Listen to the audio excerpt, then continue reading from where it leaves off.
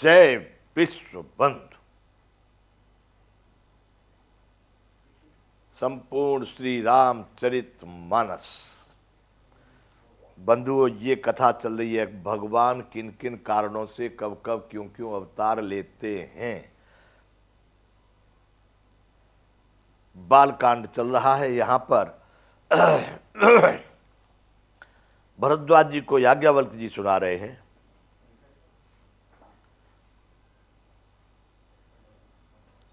गरुण जी को काकभूषण जी सुना रहे हैं और पार्वती जी को शंकर भगवान सुना रहे हैं। ये कथा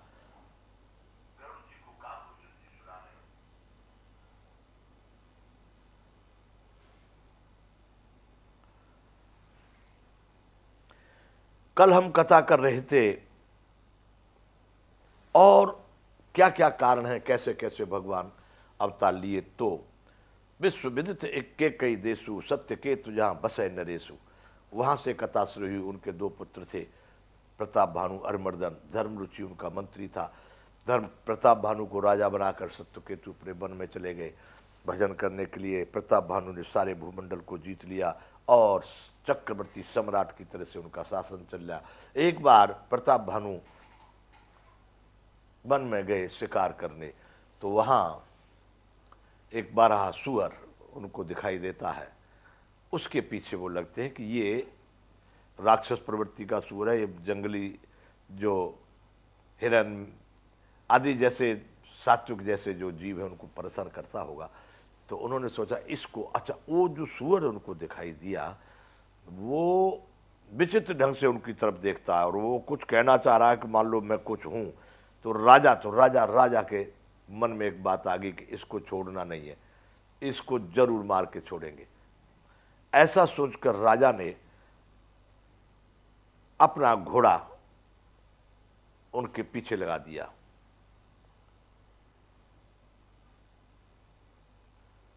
नील महीधर शिखर सम देख विशाल बराह, चपर चले है सटुक नृप हाकिन होए निबाह। सुअर को ललकारा और अब तेरा बचाव नहीं हो सकता, ऐसा कहकर के राजा उस सुअर के पीछे अपना लक्ष्य बना करके घोड़े को दौड़ाते हैं। यह है बालकांड का 156वां दोहा। यहां से आगे है, आवत देख अधिक रवबाजी, चले बराह मरुत गति भाजी। जैसे ही उन्होंने देखा, घोड़े की टापों की आवाज सुनी अपनी ओर आते हुए, तो सुअर पवन वेग से भाग चला। मरुत गति, वायु वेग से सुअर ने दौड़ लगा दी।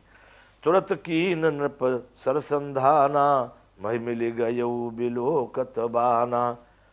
राजा ने देखा कि भागा जोर से, तो राजा ने उस पर अपना बाण से प्रहार कर दिया।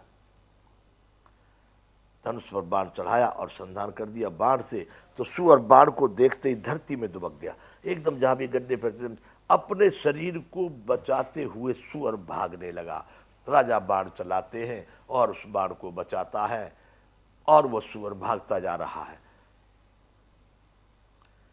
तकी तकी तीर महिष चलावा, तक तक करके निशान से बराबर मार रहा है राजा बाण। कर छल सुअर शरीर बचावा, और वो सुअर भी बड़ा छली है, हर बाण को चुका देता है, लगने नहीं दे रहा। राजा प्रताप भानु जो विश्व विजय कर लिए, सारे राजाओं को जीत गए, लेकिन आज इस सुअर के पल्ले पड़ गए। सुअर तो सुअर बंधुओं, इतने बाण राजा चला रहे हैं और हर बाण को वो उसको बचा लेता है। प्रगटत दुरत जाय मृग भागा, ऋषभस भूप चले संग लागा। कहते बंधुओं, चार हट, बाल हट, स्त्री हट, राज हट, योग हट।